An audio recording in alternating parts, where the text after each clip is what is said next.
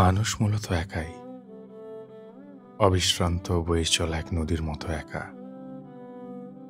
মানুষে যতটুকু সম্পর্ক, বন্ধুত্ব, মায়া, ভালোবাসা সবটাই ক্ষণিকের। যতই আমরা অন্যদের সঙ্গে সময় কাটাই, সম্পর্কের সেতু গড়ি, একে অপরকে পাশে পাই, সেগুলো একটা সময়ে মলিন হয়ে যায়। সময়ের সঙ্গে সঙ্গে তৈরি হয় দূরত্ব, এক এক করে ভেঙে পড়ে সম্পর্কের সেতু, অনন্তকালের জন্য বিচ্ছিন্ন হয় যোগাযোগ। বেলা শেষে মানুষ